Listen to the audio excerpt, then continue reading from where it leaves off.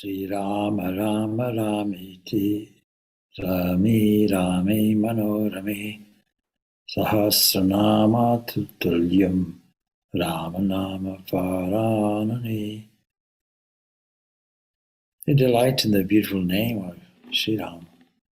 We do it again and again, for even if we remember just the name of Sri Rama, this remembrance bestows a fruit that is equal to 1,000 names of Lord Vishnu.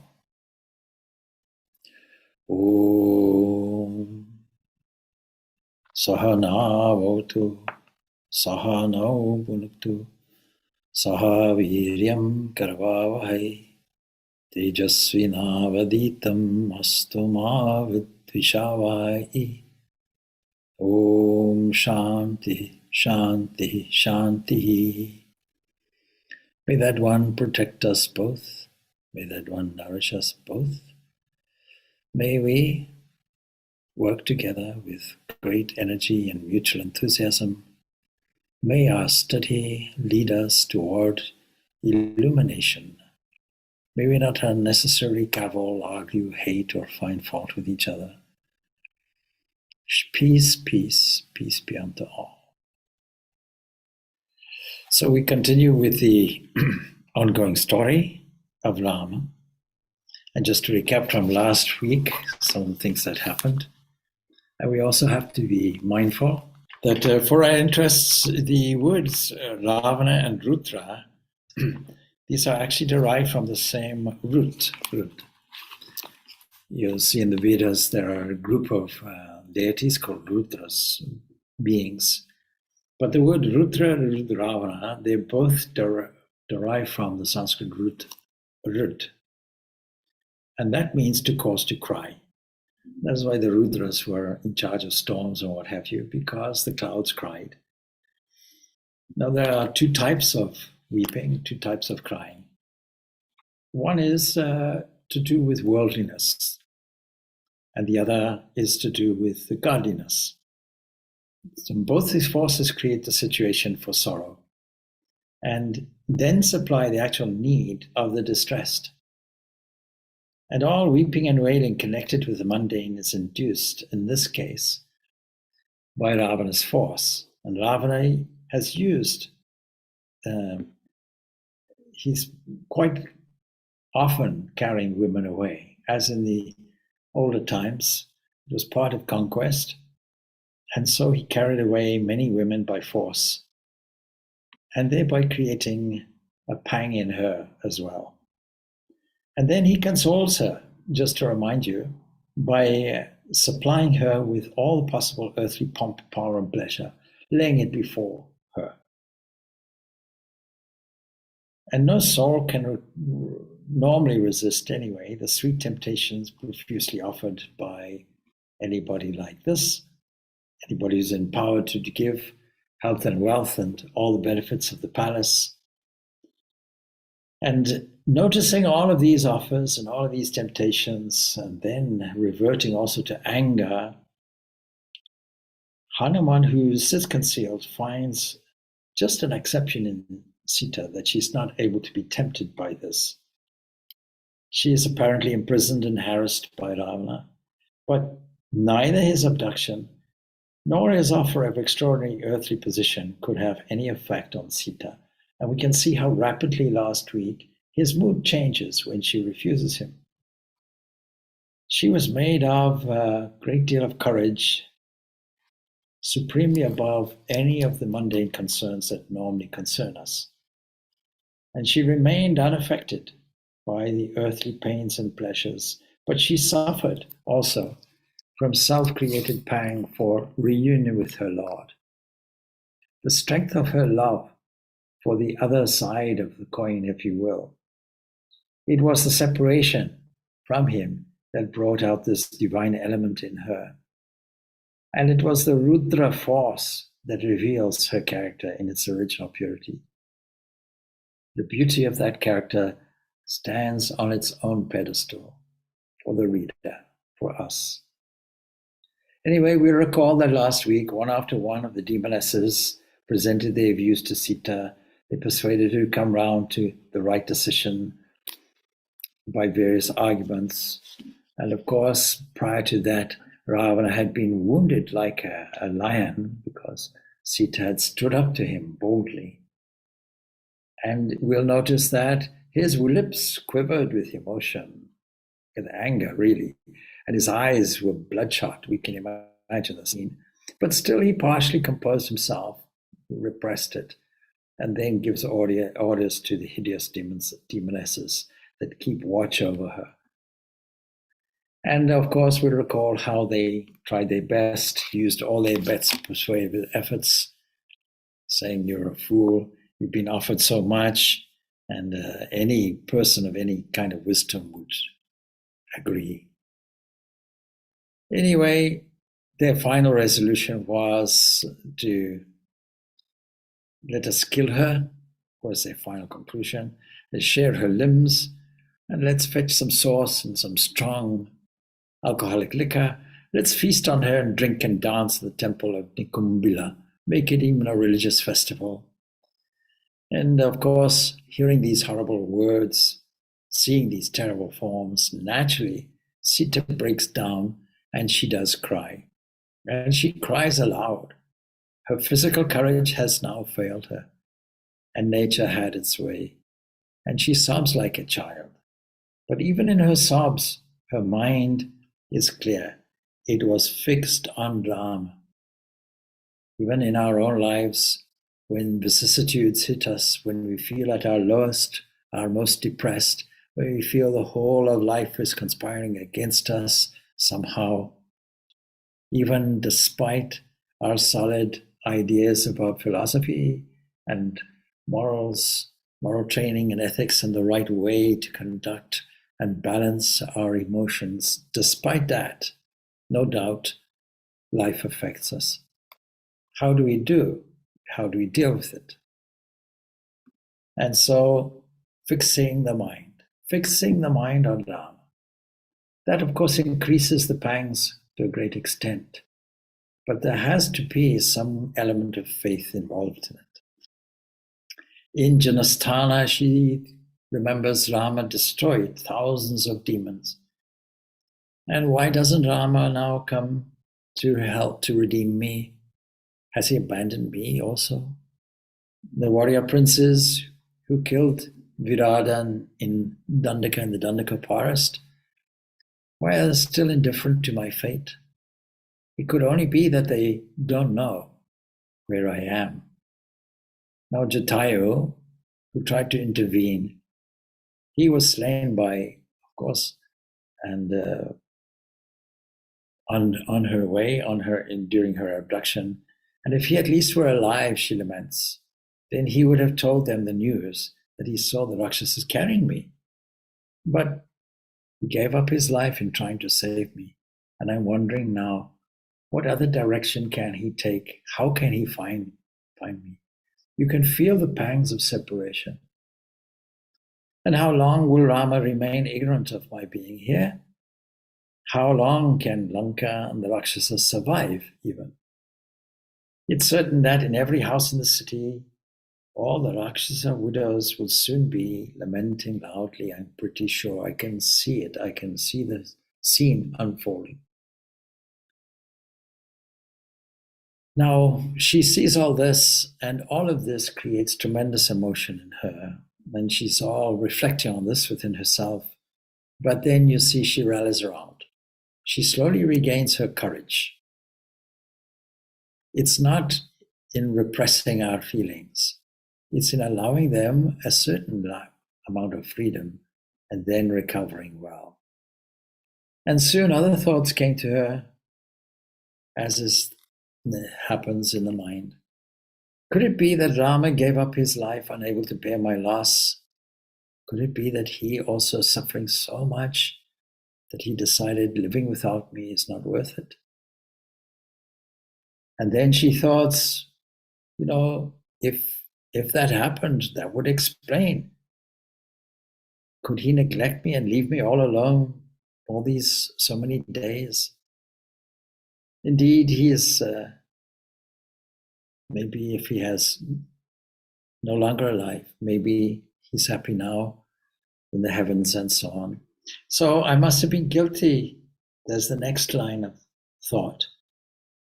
That is guilt. Blaming, guilt, all of these come from bereavement. How many sins? I must have been guilty of many sins to be thus left to suffer. My heart must be made of stone. How else can I suffer all this and yet survive? And yet something tells her that Rama is actually still alive. The fate has to unfold. Else, if he wasn't, I myself would be dead. What happens to the one side has to happen to the other. What happens to Sita happens to Rama. These are inseparable, two dimensions of the same entity, entwined in a divine love. But perhaps he has resolved to spend his life in penance and has laid aside all thought of me. We can see how the mind vacillates in situations of hopelessness. And then again, she thinks, well, perhaps he's suffering deliberately and going through tapasya for me. How could a warrior forsake his duty and leave his wife in the hands of his enemy and take up the life of sannyasa and withdraw? No. How foolish of me, she thinks, even to think of this. And thus we have this internal dialogue that always goes on. And the fact is, she resolves that they don't know where I am. That's the fact. Otherwise, they would be here. Couldn't it be, again, she's having her internal dialogue, that Rama has lost his love for me? Would that be possible? Out of sight, out of mind, so they say. Could it be that he has forgotten me? And then she says, what a sinful thought. It can never be. How can my Rama forever forget me? He can never forget me. And what wrong then have I committed that he should cease to think of me? Self-blaming happening. All this goes through the normal human mind anyway. And then in this reasoning process, she says, no, that can't be the reason. Maybe Ravana has played some trick. Maybe he's treacherously slain my Rama. And so in this way, her mind is vacillating and wandering from one sad thought to another, and it sinks her deeper, ever deeper in the sea of sorrow. And then she decides it was best to go and hang herself, to do away with her life, that level of depression. If she did this, even with her long braid of hair, she could do it around her neck and jump down from the branch of the simspa tree. But you see, having failed to persuade Sita, the demonesses, the Rakshasas, didn't know what to do next, actually. Although they're threatening, they actually don't know what to do. All their efforts have failed. And some of them, they go to tell Ravana of their failure, and some stayed behind just to look after Sita. And it's well worth knowing that appearing among them was Trijata, and she reprimands them, saying that you're really foolish. You're talking nonsense. She says, listen to me, I shall tell you of a dream. And the dream was, the time has come when Lanka shall be destroyed. Then she goes to tell the tale in terrible detail of her terrible dream. And she tells of how she sees in her dream Rama shining like a sun, and how he comes to Lanka to find Sita. And in her dream, she sees Ravana entering the abode of death, Yama. And she also sees Rama mounting Sita on an elephant and carrying her back home in glory. And she sees Ravana and all the Rakshasas clad in soiled garments and dragged away by Yama. Now, we often dismiss dreams as irrelevant and not matching our reality. We deem our reality to be the waking state. There's a wonderful summary of spiritual progress contained in the Katha Upanishad. when we are concerned with the world and worldly things and worldly issues, as we are all tending to do, then of course we are far away from the truth of our own inner glory. And then the next thing is when we see this world as some kind of vague dream, or there's a dreaminess within it, that is not exactly the reality that we think it is, we have made a certain level of spiritual progress. And when we see the dream, or when we see this world as simply a reflection of the reality, then that's a higher step in spiritual development, until ultimately we see this world completely as it is, as nothing to do with the reality, only understanding the unity of existence. So this is a wonderful step-by-step description, fourfold description of our state of mind and state of spiritual progress. Now, when we see this world as a kind of a dream, you see, when we see the dream, we're valuing it as a mere dream, just from the waking state. But actually, a dream is a greater reflection, really, of the so-called waking state that we call the world. And the dream is the royal road to the unconscious mind. It is God's voice speaking. It is taking up all the impressions and giving it. And so it is worthwhile recapturing the art of interpreting dreams. And Trijata has great holds great store in this dream that she has had, to the extent that she feels that the dream is warning them. Don't persecute this saintly, pure woman. Don't seek your own destruction. Fall at her feet and beg for her grace. Now, even as Trijata was speaking to her companion Sita, who resolved, of course, by now to kill herself, suddenly begins to see many good omens. And that's the nature of our life. When we are at the rock bottom, we will see all these good omens arising, and we have to prepare for them and recognize them also, because that turns the whole mind to a more balanced and then a positive attitude. Anyway, she also notes her left eyelids and her hand and foot throb, and these are auspicious signs. And a vague courage once again comes into her heart. And all these ideas of self-destruction fortunately disappear from her. Now Hanuman, we see, is sitting hidden above and watching all that happened in the grove, and he wonders what he should do next. What move should he make? And so you might imagine that having reached, of course, Lanka and having seen Sita, then he had nothing more to do. Just has go back and reports, yes, she's here, she's in the Ashoka garden, this is what's happening to her. But he wasn't so easily persuaded by this thought. And so he thought, I have done something which no one else could do. I have jumped over the ocean and I have witnessed these conversations. I've seen the city of the demons, and I've noted all their defenses, and I have to report them because I can be like a spy, which will help in forthcoming combat. And of course, any spy has to be careful. They can't do without revealing themselves to the enemy, so by error or what have you. So the situation is fraught with danger about him being caught. So this he has to weigh up. He has to be careful in his actions.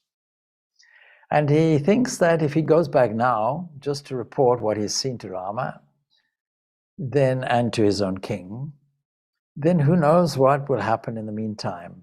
All this happened while I was watching. And now if I go away, what worse thing is likely to happen? And before Rama, Lakshmana and the Vanara host come here, Sita may be unable to bear her suffering, and she might actually end her life. He intuits it. All my labors then would be lost, he thinks. And it's not enough to just have seen her. I must actually go and talk to her. I must give her news and reinforce her faith that Rama is in fact alive and that I am sent by him, and infuse hope and courage into her heart. Now, don't forget, philosophically, Hanuman is the balanced, strong mind of wisdom. And so, how would Rama receive me if I return without speaking to Sita? He's thinking. So he's looking at some way that he could appear to Sita without frightening her, or thinking that's the Rakshasa dressed up in this way. Now, in the recitation of Hanuman's various names, we find some names like Buddhi, Matam, Parishtam, and so on, first among the astute. And of course, it's a true description. So in what form should he appear before Sita, he was wondering, and in what language should he speak to her? If suddenly a monkey comes and speaks to her at the Ashoka Grove, then Sita will suspect foul play. She'll imagine that Ravana was playing some kind of trick on her. And if he suddenly appears before her, then she might cry out in fear and surprise. And of course, in her current condition, that's most likely to happen. And then, of course, apart from that, the Rakshasis are guarding her, but okay, they have now actually fallen asleep. So he has something of an opportunity. But if they're startled awake and they discover him, well, then they'd know that I've come as a spy and I'm there as a representative of an enemy, and I'm in disguise. They would bring the Rakshasas to attack me. So none of these things, I have to be very careful. And of course, then a great battle will ensue and scuttle the whole idea of Rama coming and rescuing. So I have to actually have the task on the one hand of comforting Sita, bearing news of her to Rama, and that will all be scuttled if they capture me and held me prisoner here. So all of these things he's waving up in his mind, and the lesson for us is this: in any difficult circumstance, we shouldn't hastily, impulsively act. We also have to count to proverbial 10 and weigh up all our options before we dive in, knowing philosophically the drama and the game that is before us. And so he weighs all these things up, and I think the first thing to do, he thinks to himself, is to get a chance to talk with Sita, put joy and hope in her heart, and approach her in such a way that she can never for a moment think or doubt, or any of these scenarios occur. I shall recite, he thinks, in a slow, sweet tone, for her hearing only, the story and virtues of Rama, and she won't know who's saying this, and this would fill her heart with joy and trust. It would displace any suspicion, and so I think we can proceed like that. So he thinks, and still hidden by the branch of the tree, he begins to utter in a low voice the sweet words, Rama, Rama. And of course, this is actually a mantra. Just to remind you how this mantra comes about, it is the mantra is the very opposite of Mara Mara, that represents all pessimism and all doubt, all fear, and all the enemies of the mind, all the temptations that beset the mind, and Rama is the entire opposite of it. And so he begins to repeat this in a sweet and gentle voice, and then he tells the story of Rama. Now, he tells it like this: King Dasaratha ruled his kingdom well. His army was mighty and comprised of chariots, elephants, horses. He was virtuous, he was a doer of great deeds. He kept his word and was foremost among the famous kings of the world. He was equal to the rishis in virtue and to Indra in statesmanship. He hates no one, harms no one. All his endeavors were crowned with success.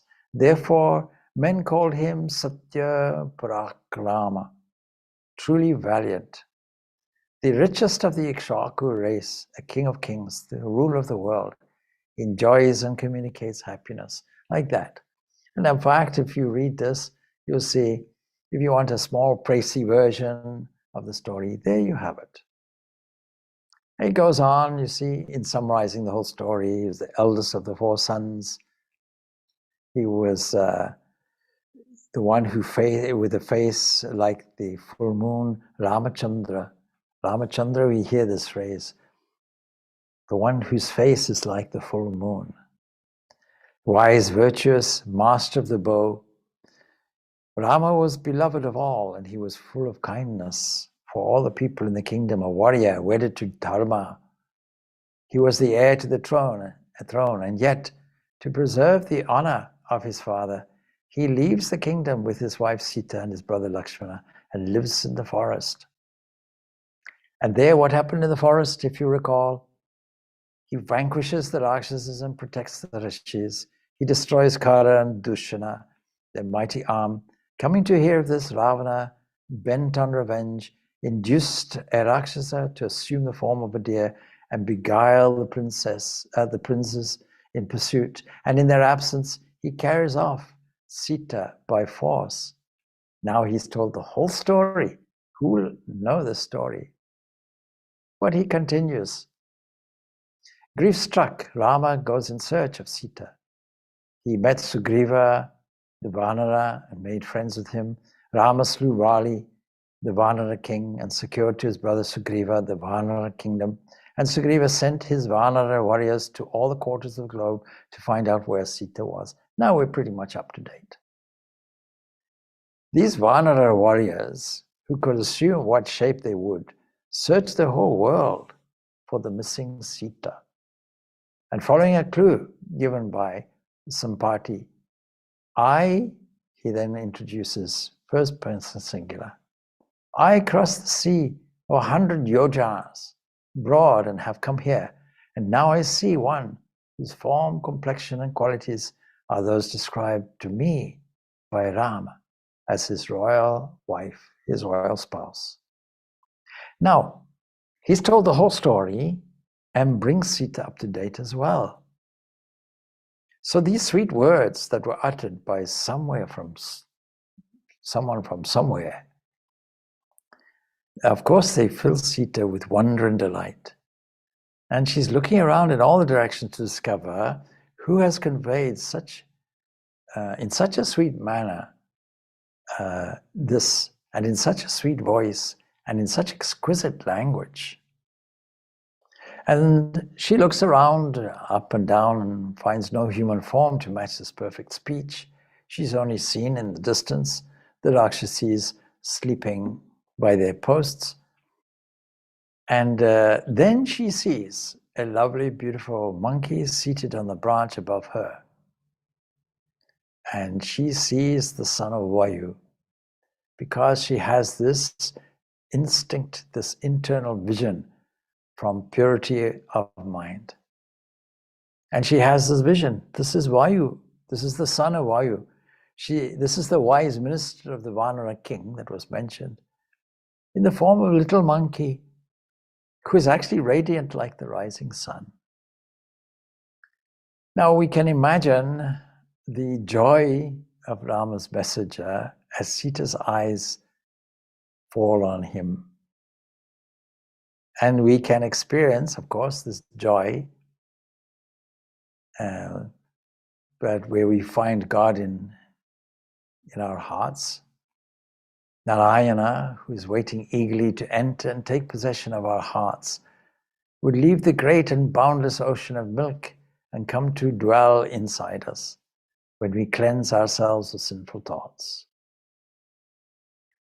Now, seeing Hanuman, Sita says to herself, see, the words I heard and the form I see, they cannot really be real. Are they real? I'm only dreaming. Am I dreaming? You know, often we see in a dream that one is constantly brooding over. We see it in a dream. And how often has my mind dwelt on the story of my Lord? Is it any wonder then that I seem to hear the tale as told by someone? It's not real, it's only a dream. Maybe it's hallucination. Maybe I'm fancying it. You know, they say that if one sees a monkey in a dream, it forebodes evil to one's family. May God protect Rama from harm, she prays. May God keep all harm away from Lakshmana. May God bless all my kinsfolk, all my family in Mithila. But then she says, no, it's not a dream. My eyes are open. I see the same form seated above me. I turn away, I look again, it's still there. There it is, it's clear and it's solid. No, this is no dream. I'm not asleep. How can you dream without sleeping? So I can say conclusively, it's not a dream, it's all real. Could this indeed be a messenger from my dear Lord? She's thinking. And then she's praying, grant that it be so. Oh, Vachaspati, master of speech, I salute you. Oh, Agni, I salute you. Oh, Swayambhu, I salute you. Oh, deities, protect me. May this be Rama's messenger. And of course, Hanuman is radiant with joy of seeing Sita and comes down to the ground. He stands before her and he joins his palms in salutation. He bends his head and he says in a deep, soothing voice, Mother, tears are falling from your eyes like drops from lotus petals. May I know who you are, who stands there leaning on the tree trunk, face clouded with sorrow and eyes wet with tears. He's doing it for two reasons. In order to introduce a conversation and also to verify this is Sita. Are you a goddess or a Naga maiden? The radiance of your body makes me question whether you could be of merely earthly birth. Are you Rohini, separated for a while from the moon god? Or are you Arundhati, parted from sage Vashishta? No, on closer observation, he says, you seem to be a human woman. Maybe a princess, adorable in your distress. Please tell me who indeed you are. And may God bless you. Are you the Princess Sita carried off by Ravana from Janasthana? Is mine the bliss of seeing Sita, the beloved of Rama? Now, of course, Sita is beside herself now with joy. Her whole mood changes now. My child, she says, I am Sita. I am daughter of the king of Videha and Sri Ramachandra's spouse. And for 12 years, I've enjoyed all happiness with him in Ayodhya. And in the 13th year, King Dasaratha made preparations to crown my husband. But then Kaikeyi, his youngest wife, reminds him of boons he had granted long ago and demands that in redemption of his word, he should crown her son, her own son, Bharata, the king, and exile Rama to the forest. She's filling in some gaps. And she's validating that it is in fact her. And the queen threatened to kill herself if this wasn't done, if this whole thing wasn't done. Bound by the promise, the king had to yield to her insistence. And at his bidding, Rama relinquishes the crown and betook himself to the forest, not only without regret, but happy that it was given to him to enable his father to keep his plighted word. All the circumstances in our life we joyfully accept. Yes, I refused, she says, to be left behind. I insisted on going with my lord into the forest. And even before me, Lakshmana had put on bark garments, determined to accompany his brother to the forest and serve him.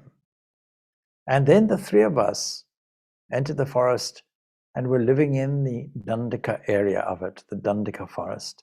And one day, the evil-hearted Ravana carries me off by force, and he's kept me a prisoner here in this Ashoka garden.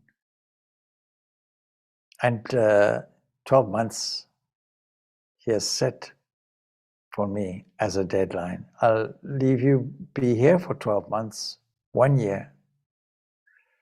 Only 2 months more remain.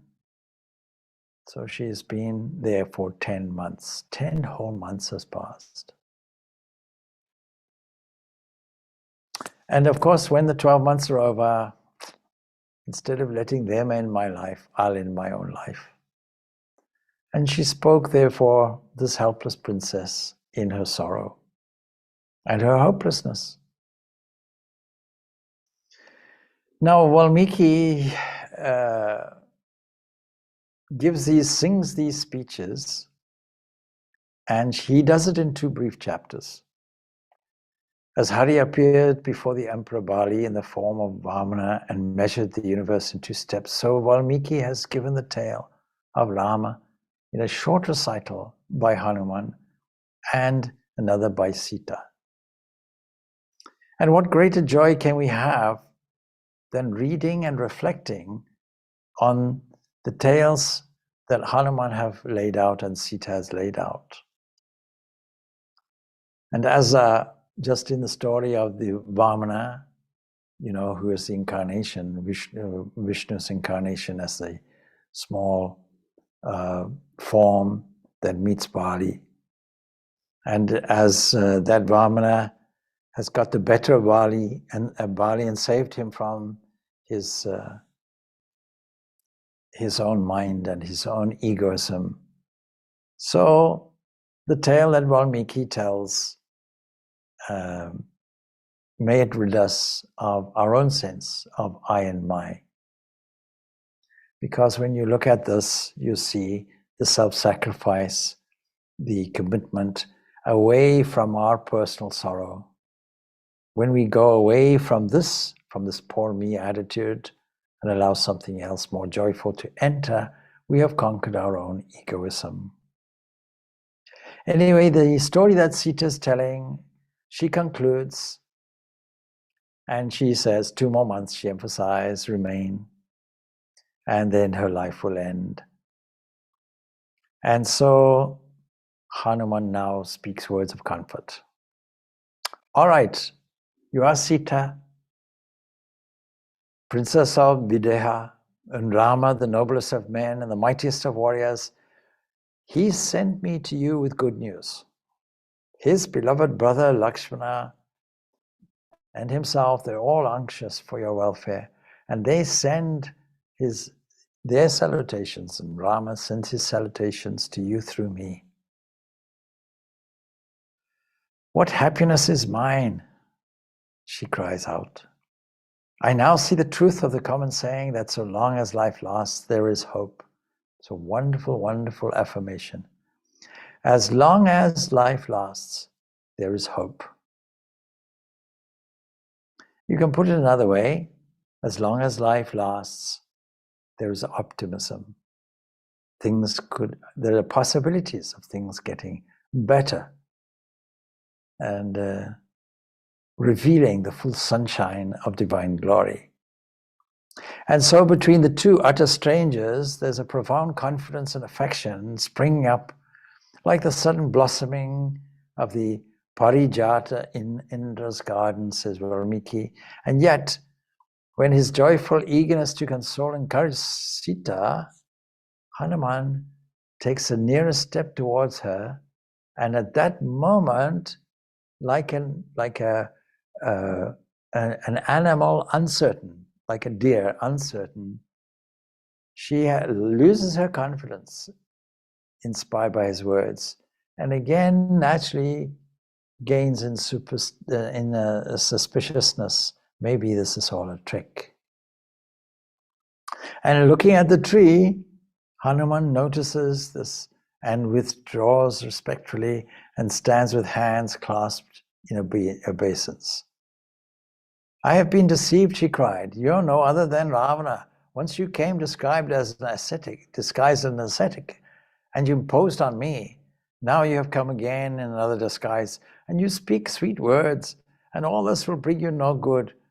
Why do you torment me so much, O Ravana? I'm weary and full of sorrow. You call yourself a warrior. Is it a warrior's part to persecute a helpless woman? If our doubt and fear is so intense, even in the good things in life, we will see it as a plot. We will have some kind of suspicion behind people's words and actions and looks. And so then she opens her eyes and she thinks again, no. He has stepped back. This cannot be Ravana. Trust and friendship spring in my heart at the sight of this Hanuman. And he can be no enemy of mine. So I think it's wrong to suspect him. And so she says, O Vanara, are you indeed a messenger sent by Rama? May God bless you. Tell me more concerning Rama. Let my ears hear and my heart rejoice. And once again, doubts assail her. Maybe I'm still a victim of delusion, imagining good news. Is this a dream that mocks me with the illusion of joy to make my despair blacker when I am awake? And you can see a reflection on how we ourselves go through this internal dialogue of confidence and doubt. This serves to highlight our humanity. Not only highlight our humanity, it describes this internal continuous shifting of thought that we all have. But ultimately, it serves a good purpose. We can also remove doubts by the same process. And so doubts assail her again and so on. And she still thinks maybe this is Ravana actually. And she concludes in her mind, and without lifting her eyes, to look at Hanuman, set apart now in silence, that this is in fact Ravana. But Hanuman, naturally, like any person of wisdom, will, in a sense of empathy, understand the doubts and fears. She's gone through a lot. They are natural in one who has been deceived by Rakshasa time and time again. And he thinks for a while and realizes that the only approach to her confidence was to awaken hope and joy in her sorely tired heart by extolling Rama and harping on the certainty of her rescue in his victory. And so he begins to do this. Rama has sent me, Rama radiant like the sun. This is a passage well worth reflecting and meditate on. Rama pleasant to look at like the moon. Rama praised by all the rulers of the earth. Rama valiant like Vishnu. Rama wise like Brihaspati. Rama handsome like Manmatha, the god of love. Rama whose words are ever sweet and true. Rama whose indignation is ever righteous and well directed. Rama peerless warrior. Rama has sent me. Now often when our faith goes down, as it may do from time to time, particularly when so-called vicissitudes in life impinge on our balance, we go through, we have available in all our literature, all sacred literature, in every religion, this capacity to recite the glories of the divine. And it follows very similar patterns in Christianity as well as in Sufi version of Islam, and in so many traditions, and certainly 1,000 names of a god or goddess are given and so on. But all of them with some description that reveals the glory that previously we may not have noticed.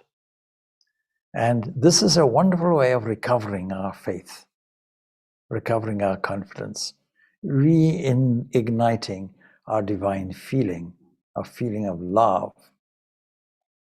And then he goes on, you see, while a Rakshasa in the shape of a deer beguiled Rama and drew him away in the forest, you were left alone and Ravana carried you off by force. And we make this commentary, see how Maya can lead us off. Maya means taking something for what is not really there. And soon he will pay dearly for this evil deed, talking of Ravana. You'll see it with your own eyes. Soon the shafts of Rama and Lakshmana will strike Lanka and destroy it, along with Ravana and all his race. At Rama's bidding have I come to you to learn about your safety, which is his constant concern. And it is another fact that we should highlight. Any evil word, thought, word, and deed that is engendered and cultivated and allowed to run free in our unconscious mind will produce its destructive and disastrous results on us. And so he's talking about this destiny in this way. At Rama's bidding, I've come to you to learn about your safety. And that is his constant concern. And on Lakshmana's behalf, I place at your feet his respectful salutations. And I also pay homage, or offer my homage, from Sugriva, the Vanara king. So all of these, they're all thinking of you. Rama, Lakshmana, Sugriva. It's my good fortune to have seen you alive. Now there'll be no more of loss of time. And soon Rama, Lakshmana, and Sugriva, accompanied by the whole Vanara army, will descend onto Lanka, I can assure you. I am Sugriva's minister. My name is Hanuman. For the first time he's telling it, by the way, even though we've used the words before. He says, I crossed the sea and reached Lanka. You may take it that my foot is already on the head of the evil-minded Ravana. By Rama's grace, even more than by my own power, have I, his servant, crossed the sea to behold you. Don't suspect me, I'm not a Rakshasa. I'm not Ravana in disguise. So have faith in my words, mother. And he says this in an impassioned, playful way. And these sweet words of his, and acting on her great love for Rama and confidence in him, puts an end to Sita's fears and gives her courage and faith. This is a wonderful passage in this Valmiki's Ramayana, because we can see how in moments like this, we ourselves have to constantly adjust. We have to constantly cultivate the qualities of courage and faith and strengthen us. She apologizes. Please forgive my suspicion. Deceived by the Rakshasa on so many occasions, surrounded by his artifices, I'm prone to needless fear. You're a good friend, you're a messenger of Rama. How did you first meet him? I want to know, tell me. How did the prince make friends with the Vanaras? Tell me all, because you've described in brief, but give me all the details now. I want to know. And so, in order to confirm her faith, Hanuman, he recounts once again the virtues and attractive qualities of Rama and Lakshmana. And he says, what wonder is there in Rama's becoming friends with me and my king and the Vanaras, when the whole world lives and finds bliss by his loving kindness. And then he goes on to describe fully, in every detail, the quarrel that arose between Vali and Sugriva, and how Sugriva was befriended and rescued by Rama and Lakshmana, and how they became friends, and how Rama promised to slay Vali and and how the Vanara kingdom would be secured for Sugriva. And then how the Vanaras had picked up and preserved the jewels dropped by Sita, and how with mounting sorrow Rama recognized them, and how Vali was slain and Sugriva was crowned, and how after the rainy season was over, the Vanara host searched the whole world for Sita, and how the party led by Angada and proceeding south failed to find her and decided to fast to death, and how they met Sampati and received a clue from him, and how he, Hanuman, crossed the sea and searched the inner apartments of Ravana. All of this he recounts, and even reading these dialogues for ourselves, we have generalized a wonderful summary of the whole story to date. And then, of course, he presents Rama's ring. And she receives the ring. She presses it to her eyes with joy. And now, at last, all the fear of Ravana's deceit and Rakshasa magic is over, and she has complete faith in Hanuman and infinite affection for him, and addresses him always, as before, as her child. My child, how foolish was my error! How could I suspect one like you? Even Sita, even Rama, even the greatest of us should apologize if we have gotten things wrong. And the son of Vayu explains to her who he is and who his father is and what his might was and is. And though he says, I who enjoy the grace of my father Vayu, the wind, should not sing my own praises, I do so now to end your sorrow only. And soon the Vanara warriors will be here to destroy the Rakshasas and their kingdom.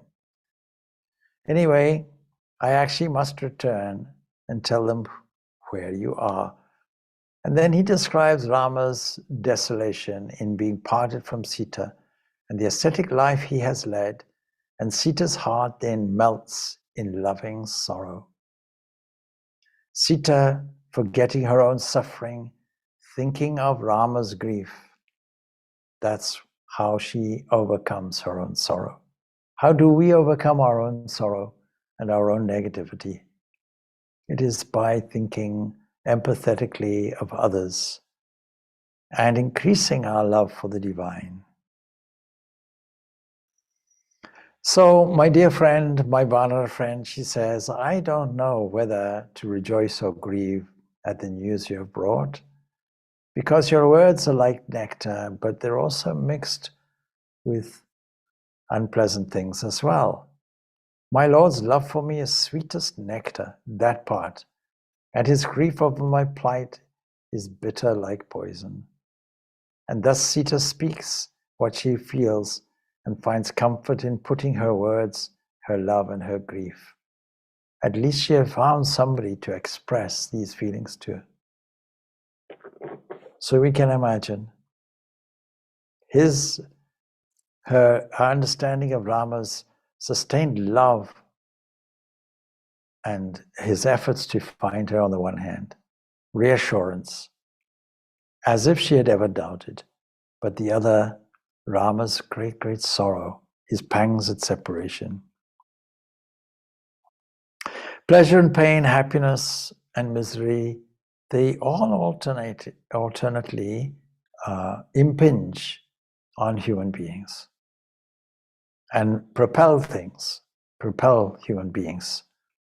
And anyway, Sita is consoled, but of course also pained by the thought that Rama hadn't forgotten her, but also was thinking of her and grieving and searching for her.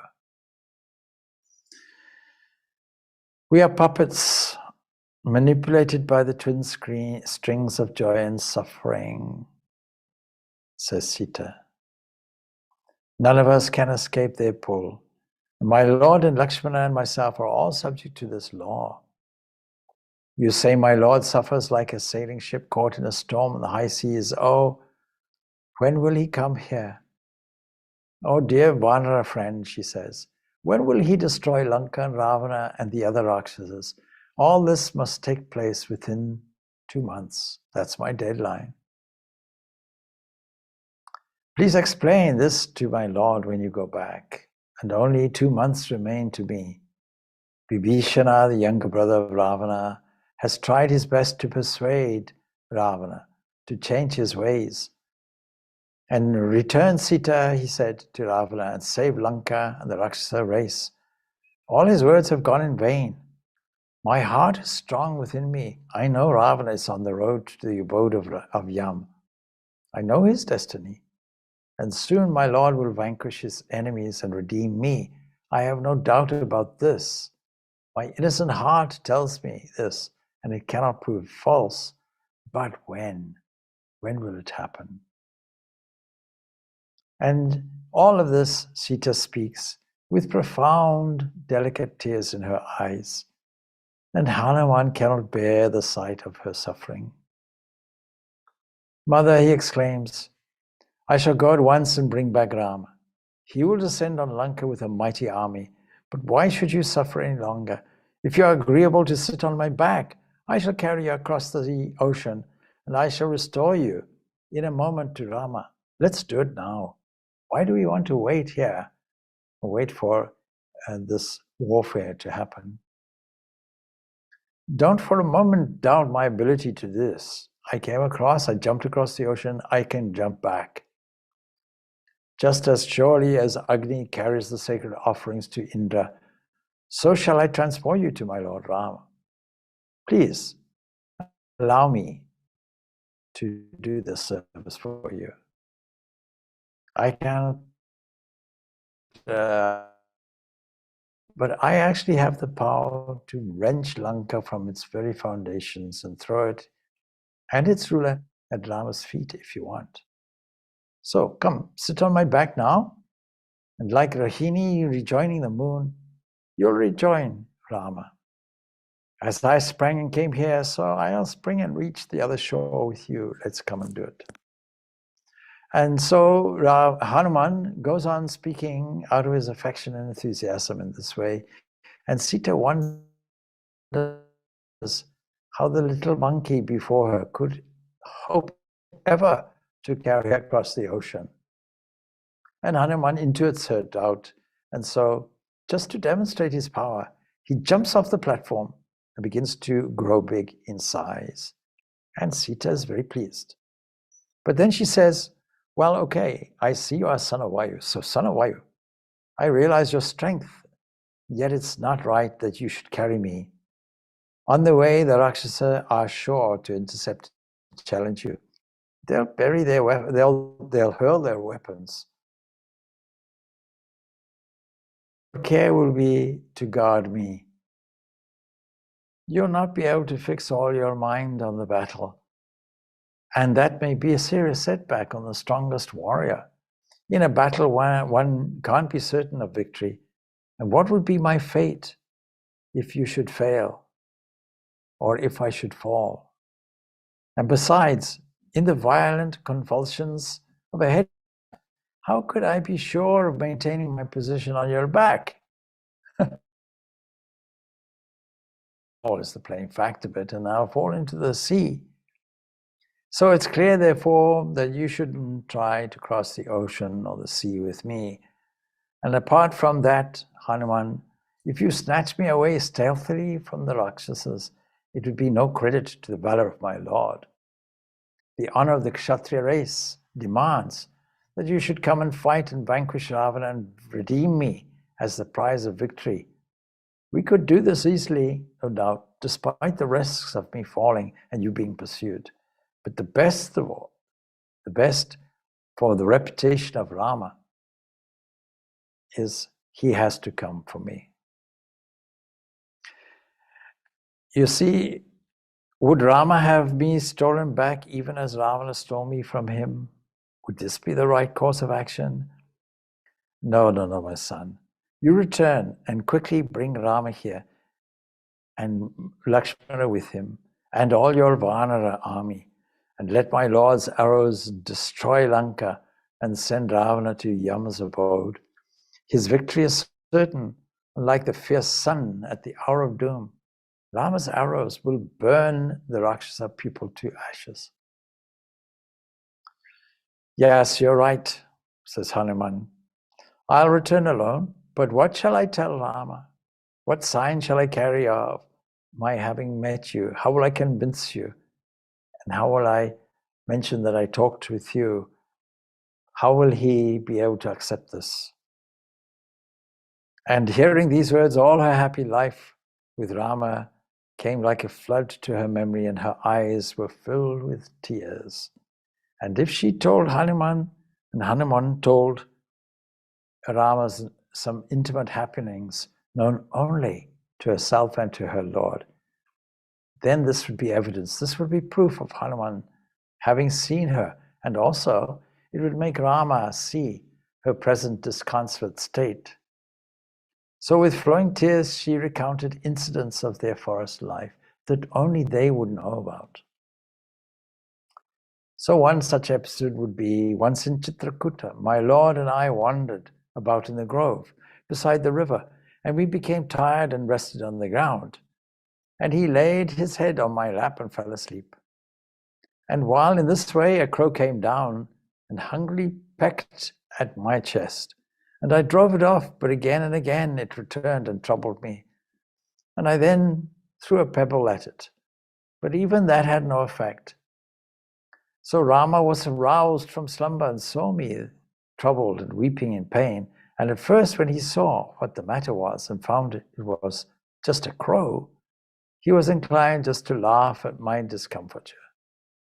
But he saw the bruise the crow had made and discovered that the bird was really actually an ashura. The bird flew for its life, but Rama sped as a dart and pursued it wherever it went, till at last the crow ashura sought Rama's feet for a refuge and found or requested humbly pardon there. So this instant he'll know. Nobody else will know. Please recite it to him. I can't wait for many more days. Tell him to come quickly and save me, please. Never worry about the 2 months. Within days he should come. And again, she was in tears as she said, on another occasion, we were both wandering all alone in the forest, and I was tired. Perspiration had washed off the tilakas on my forehead, and my Lord playfully plucked a pinch of red mineral from the rock and applied it between my brows with his own sweet hands. Ask him, please, does he remember this incident? So as she was recalling, going on like this, happy memories of the past, the weight of her present sorrow overwhelmed her, and she wept, saying this, what should I tell Rama? What is there that he doesn't know? Does he need any words to rouse his indignation? Only tell this, that I embrace his feet. That's enough.